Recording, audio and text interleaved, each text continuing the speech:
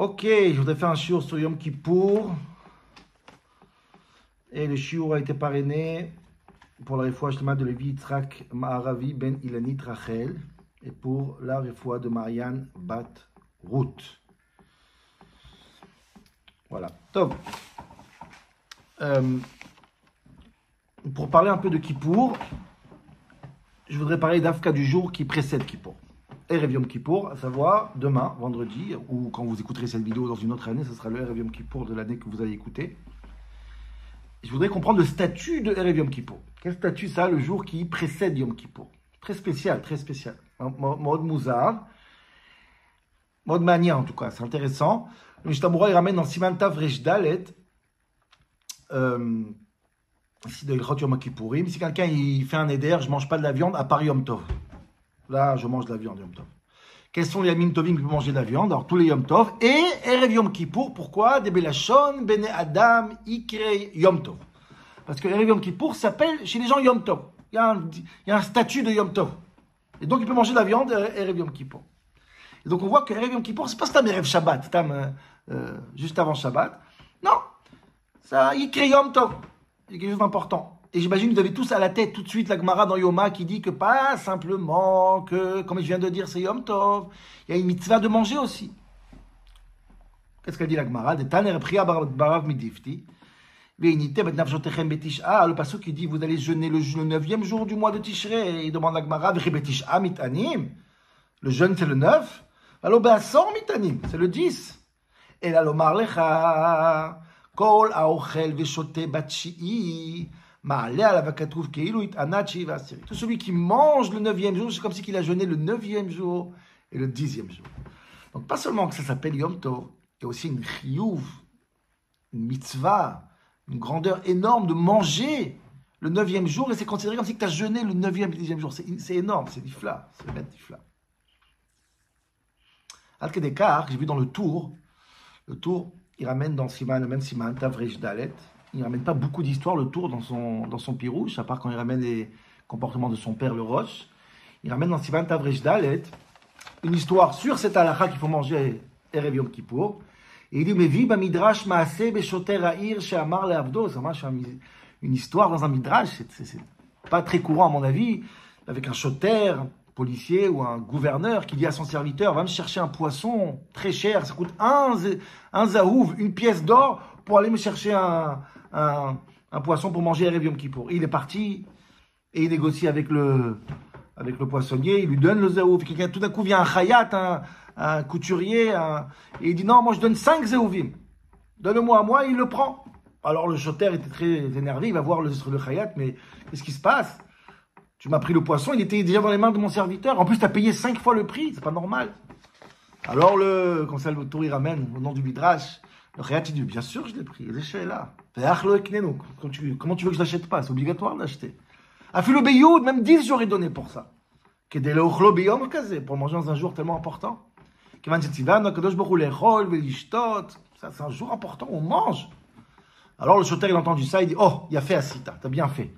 Ou pas trop, va l'ach les shalom. Le Midrash lui-même, dans le Midrash Rabbah, il dit que, comme Yosef Mokir Shabbat, il a ouvert le poisson, il a trouvé un diamant dedans, va Yaniskar, Kol Yamav.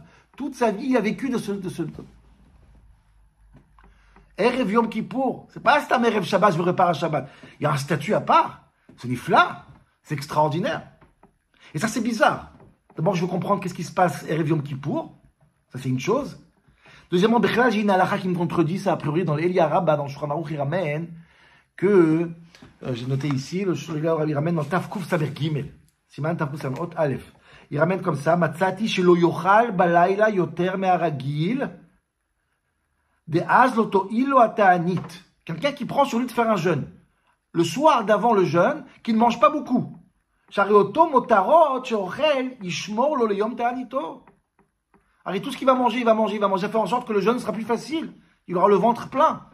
Donc c'est pas un jeûne, ça sert à rien. Donc tu manges pas. C'est logique.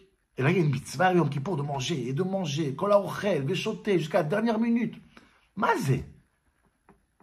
Qu'est-ce qui se passe, Erev Yom Kippour? Mais la question, elle est beaucoup plus grande, Rabotai. J'ai jamais remarqué ça. Mais c'est presque obsessionnel, ce Inyan. Pas seulement que c'est une mitzvah de manger Erev Yom Kippour jusqu'à la dernière minute. Combien tu manges, c'est bien. Hein. À la sortie de Kippour, Motzei Kippour, aussi il y a écrit que c'est un Yom Tov. Incroyable. Le Rama, il dit, dans Siman, Tav Reish Rav Dalet, Ve'ochlim, Usmechim, Bemotzei Yom Kippour. D'avec Tzat Yom Tov.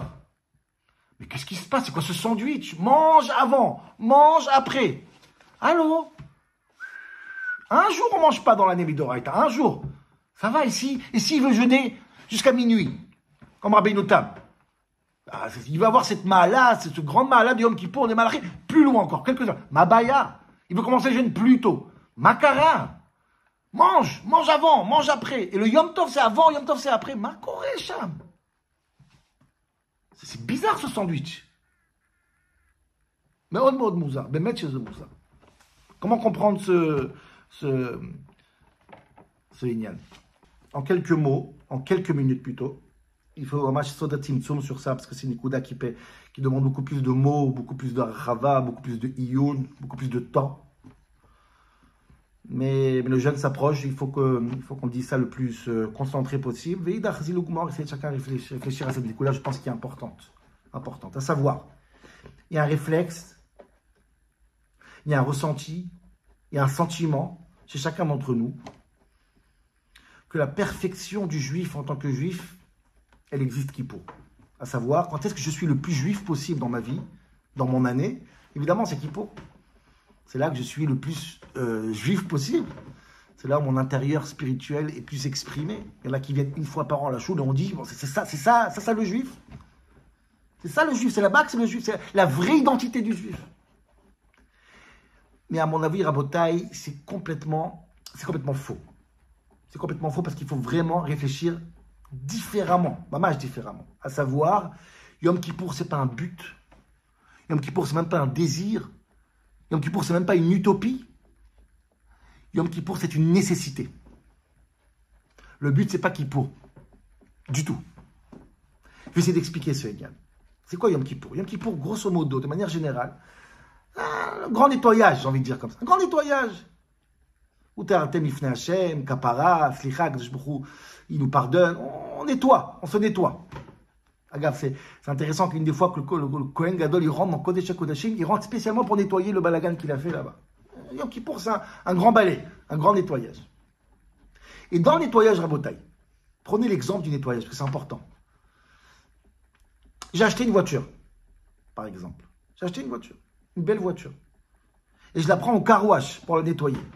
Évidemment, quand on se trouve dans le car wash et quand l'eau gicle sur elle, avec les savons, etc., peut-être qu'elle brille. Mais est-ce que pour autant, il faut qu'elle reste là-bas tout le temps pour qu'elle soit belle? Quand est-ce qu'elle va briller réellement? Quand elle sort du car wash. À l'extérieur, c'est là qu'elle commence à briller. Alors, vadaï que quand elle est sous l'eau et quand ça frotte, alors c'est la plus propre possible. Mais est-ce que pour autant, je vais laisser ma voiture tout le temps dans le car wash? C'est ridicule, ça n'a aucun sens. C'est une nécessité, mais c'est pas un but. Le but, c'est avant et après. Sans le car wash, j'ai un souci. Vadaï, j'ai un souci. Elle est sale. Mais le car wash, il a un but pour l'après-car wash, pas pour le car wash lui-même. Yom Kippour, c'est un grand nettoyage. Écoutez bien ce qu'il dit le Rav Soloveitchik sur Yom Kippour. C'est pas chut une ma'apecha. Qu'est-ce que c'est le nettoyage de Kippour? Comprenez le moussag. Quand je il nettoie dans la vérote. C'est jusqu'à où ça va cette idée? Vous savez jusqu'à où ça va? Amar bi Akiva, la Gemara elle dit. L'ifnei hatem et taharim. Vous savez qu'il y a deux notions, dit le Rav, dans Yom Kippour. Il y a une notion de tahara, qui veut dire purification. Il y a une notion de kapara, ça veut dire pardon. Le juif se purifie pour que Dieu lui pardonne. C'est ce que je pensais tout le temps. La purification vient de l'homme, l'ifnei Hashem titeharu. Et à cause du il est mechaper. Dit la Gemara, Amar Rabbi Akiva, l'ifnei mi hatem metaher, ou mi metaher etrem. Yom Kippour, on est dans un autre niveau. C'est pas que l'homme se purifie pour arriver chez Dieu, pour espérer son pardon. C'est Avichem Shebashamay Metaher Etrem. C'est Dieu qui vient doucher l'homme. Il vient chercher l'homme, il vient le doucher. Il vient le nettoyer lui-même. Il faut rester pratiquement passif Yom Kippour. La Gemara appelle ça Shita Drebi Itzumo Shel Yom Mechaper. Yom Kippour pardonne l'être humain quoi que tu fasses. Quoi que tu fasses, c'est Mechaper. Toi, on te demande simplement de quoi? De te laisser faire. De te concentrer sur la kapara. Et c'est nifla. Ne mange pas, ne bois pas, ne te déconcentre pas, ne mets pas ton cerveau. Laisse-toi faire, Kadosh Baruch Hu, il vient te prendre pour te nettoyer. El horetalanu loma. Kadosh Baruch Hu, il est moré à nous, il vient nous dire, viens, je te prends pour te nettoyer. Mais c'est un niveau incroyable. Le Rav Soloveitchik, il appelle ça Yom Kippour, c'est Achnasat Orim. Laisse Dieu rentrer pour s'occuper de toi. Laisse-toi bercer par le bon Dieu. Kol, Dodi, Dofek. Dieu, il toque, laisse-moi rentrer, je dois m'occuper de toi. C'est pas l'homme qui va vers Dieu, c'est Dieu qui va vers l'homme. Vayered Hashem be'anan. Donc c'est pour ça que tu dois être concentré, ne fais rien d'autre. Ne te concentre sur rien que sur la capara elle-même. Laisse-toi faire, c'est pour ça qu'on mange pas, c'est pour ça qu'on boit pas. Il faut se laisser. Il nous prend, il nous rentre dans le karouach. Il nous rentre dans le mikvé, il nous rentre dans la douche. Ça c'est Yom Kippour. Regardez les mots du Rav Soloveitchik qui sont incroyables. Akadosh Baruch Hu memale shne tafkidim. Akadosh Baruch Hu Yom Kippour, il fait deux rôles. Ou mechaper, ou metaher. Il pardonne et il purifie aussi, c'est incroyable. Il nous jette dans le mikvé. Ashrechem Israël ifne mi atem metaher ou metaher et ramavichem shebashamayim. Beterem tenake mechet aribono shelam etzlecha babay. Dieu il est chez toi à la maison pour te nettoyer. C'est pas Shuvah Israël, il n'y a pas de Shuvah, il ne faut pas aller vers Dieu, c'est Dieu qui vient vers toi. C'est pour ça qu'il dit le Rav par exemple que la Kriyat Torah de Yom Kippour, c'est pas la Kriyat du jeûne. C'est pas on va chaque Kadosh Baruch Hu faire Shuvah Israël, Haftara de. Non, non, c'est une autre Kriyat, c'est quand Dieu il vient. C'est pas le travail de l'homme, c'est le travail de Dieu Yom Kippour. Itzumo shel Yom. Ki b'Yom Kippour magin madrega chadasha shebo mitgale HaKadosh Baruch Hu umegale yachas chadash avichem shebashamayim. Dieu c'est un père.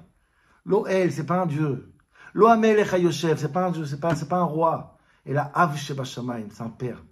Ma Av lo yaaseh kedei lachzir ben menukar. Qu'est-ce qu'un père ne fera pas pour aller chercher son fils? Tout il va faire. Il va aller chercher dans la boue. Un jour par an, Dieu dit, quoi que tu as fait, je viens te chercher, moi. S'il te plaît, juste laisse-toi faire. Ne t'attache pas avec des cordes vers le manger. Laisse-toi faire. Incroyable. Ça, c'est là. Ça, c'est pas un but, Rabotai. C'est une nécessité incroyable pour pas qu'on se noie. Mais le but, c'est quoi? Quand est-ce qu'on va briller? Quand Kadosh Baruch Hu nous lâche. Après Yom Kippour. Avant Yom Kippour. Autour de Yom Kippour, il me disait Ad Yom Kippour, Imaba.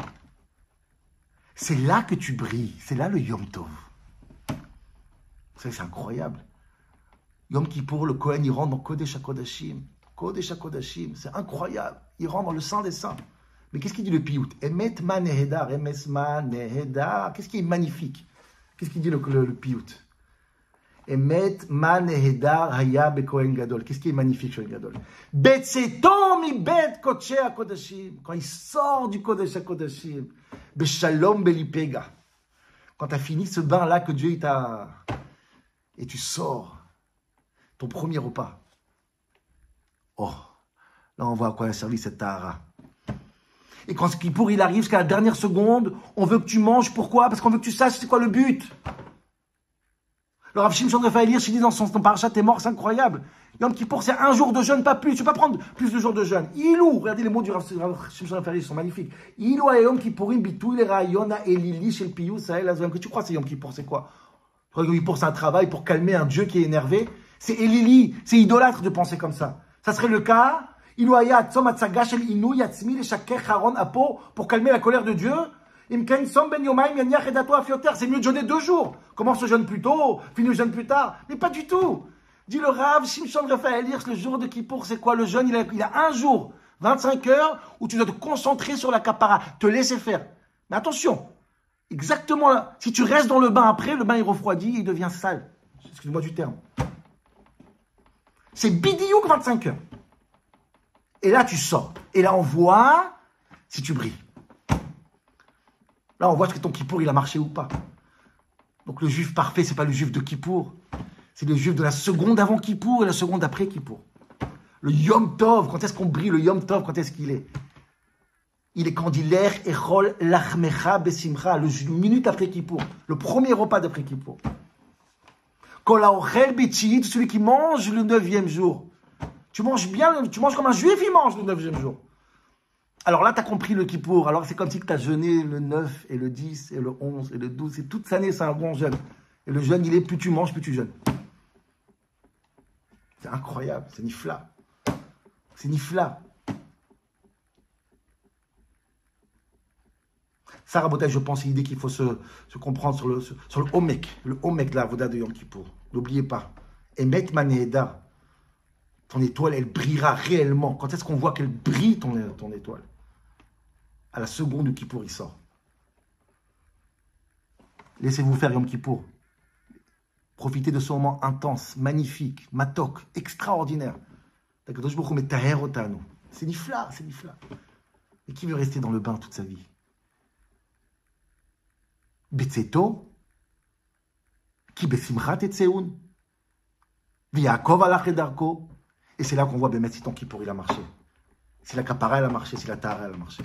Gmar Khatima Tova.